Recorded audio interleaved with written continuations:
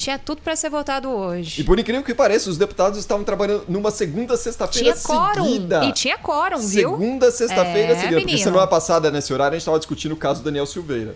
E pela segunda, sexta-feira, os deputados estavam trabalhando com quórum. Milagres de Brasília. Com quórum, bom quórum. Mas aí algo mudou no meio do caminho. O Arthur Lira viu que não ia ser uma boa continuar com essa discussão tão polêmica, que os parlamentares estavam com tanta dificuldade de explicar, afinal de contas, o porquê que não se tratava de blindagem, que a tal da PEC da imunidade, das prerrogativas, da blindagem, das versões, a PEC das PECs, acabou que não vai ser votada nem hoje, nem tão cedo, pelo menos foi esse o recado da relatora da PEC, a deputada Margarete Coelho. A Clarissa Oliveira está acompanhando essa história de pertinho, né, Clarissa? Conta pra gente, hein? Arthur Lira ficou com medo da derrota em relação a esse assunto. Boa noite para você. Oi, boa noite, pessoal. Vocês sabem que hoje, no fim da manhã, ali, começo da tarde, quando o deputado Arthur Lira começou a telefonar para todos os deputados para pedir que comparecessem para a sessão de hoje, que garantissem o quórum da sessão de hoje, e o número de parlamentares presentes começou a se multiplicar. Eu ouvi de mais de uma pessoa a tese de que isso era uma demonstração enorme de força do novo presidente da Câmara.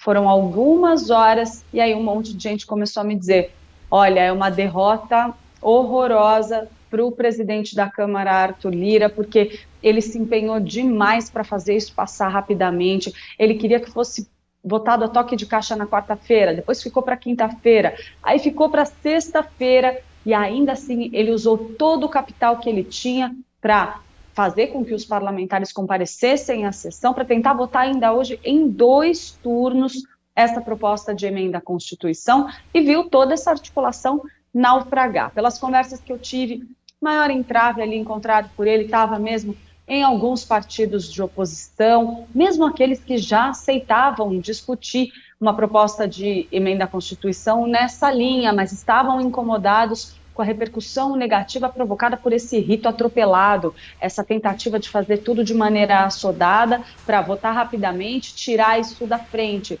E isso veio combinado também com o fato de a Câmara dos Deputados ficar praticamente paralisada durante toda uma semana tão importante para o combate à Covid-19, com tanta coisa importante na fila relacionada à pandemia para ser apreciada, a repercussão foi muito ruim. E aí fica claro que a pressão, principalmente, deu certo, né, Clarissa? Agora, só um detalhe antes de você responder, Clarissa. Ontem o Arthur Lira veio para São Paulo ali no início da noite, tanto é que a sessão ontem estava sendo comandada pelo deputado Marcelo Ramos, que é o primeiro vice-presidente lá da Câmara dos Deputados.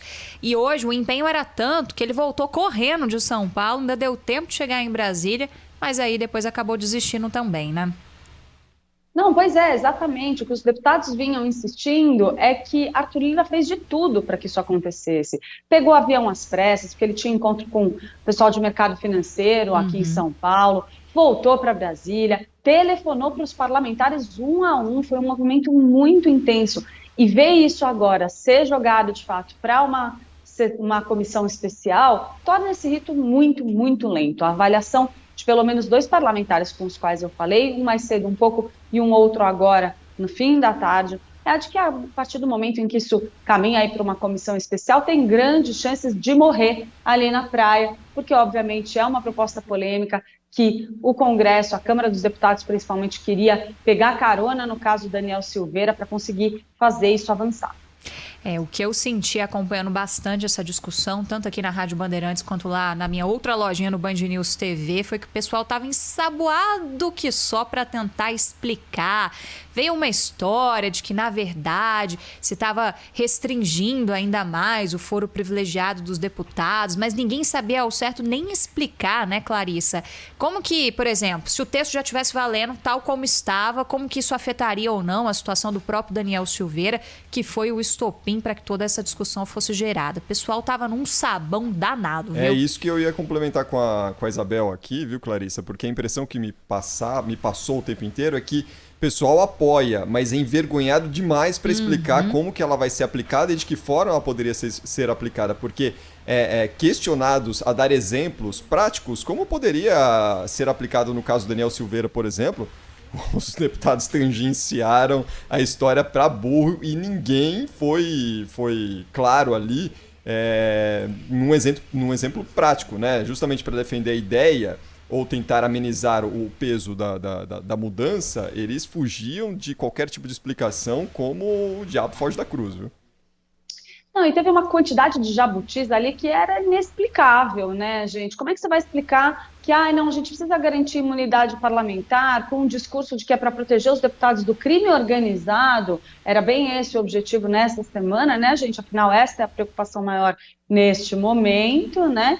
E aí parte-se para falar de mudanças na lei da ficha limpa. Então, de fato, os parlamentares disseram, olha, tudo bem, a gente até quer, a gente até apoia, mesmo os partidos de oposição. Mas espera aí, tá pegando mal demais. A gente tem que fazer isso com algum limite. O que Arthur Lira queria fazer? Ele queria argumentar o seguinte: olha, já estamos queimados, já começou a pegar fogo na barra da calça. Deixa queimar de vez, vamos rápido, fazer isso rapidamente, que daqui a pouco todo mundo esqueceu. E aí o que a gente faz? Semana que vem, a gente aprova a PEC emergencial, que vai trazer mais uma rodada do auxílio emergencial, e não se fala mais nisso. Então o movimento era esse. Mas alguns partidos, graças à articulação de alguns partidos, a uma mobilização social e também a uma mobilização dos meios de comunicação, apesar das críticas feitas à imprensa pelo presidente Arthur Lira. Graças a esse conjunto de fatores, foi sim possível criar um constrangimento grande o suficiente para que os parlamentares não se sentissem confortáveis em aprovar o texto como estava, apesar de 502 deles terem estado ali presentes numa sexta-feira, algo excepcionalíssimo. Se fizessem isso quando estão analisando os projetos relacionados à pandemia, talvez a gente tivesse muitas soluções já entregues, né? É isso, né? Sexta-feira era o nosso diazinho de deixar a matéria pronta para o fim de semana, para segunda-feira de manhã, de tão paradeiro que tinha lá no Congresso Nacional. Era um dia de dar um respiro, porque o restante da semana era bastante pauleira, principalmente terça e quarta, né? Os dias de maior funcionamento por lá. Isso diz muito, né?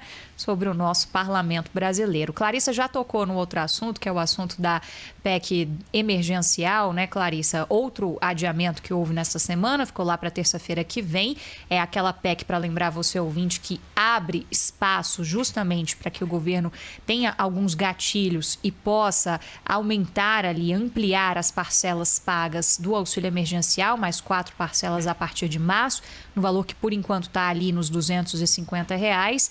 E essa PEC emergencial, né, Clarissa, também está rendendo discussão, um ponto que, aliás, você vem falando para a gente desde o ano passado, que é a história de se tirar o percentual mínimo de gastos obrigatórios da União com saúde e educação. A gente já vinha adiantando aqui que era um ponto que ia dar trabalho e agora há sinalizações de que o governo já sacou, o relator Márcio Bittar também já sacou e isso vai ficar de fora porque tem que se aprovar alguma coisa para se ter ampliação do auxílio emergencial, né? Gente, olha, foi mais curioso aí nessa questão é que no começo da semana o relator Márcio Bittar, inclusive, disse para mim que tinha desistido totalmente da ideia de incluir a desvinculação dos gastos ali com saúde e educação nessa nova proposta.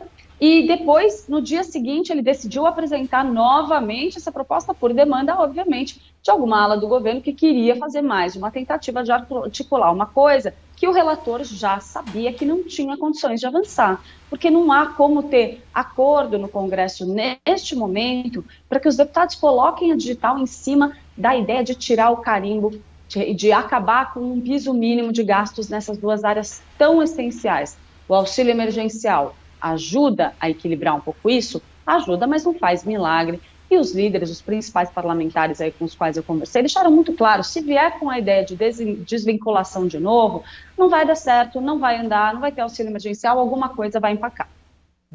Bom, a gente vai continuar monitorando todos esses assuntos direto do Congresso Nacional, certamente aqui na programação da Rádio Bandeirantes.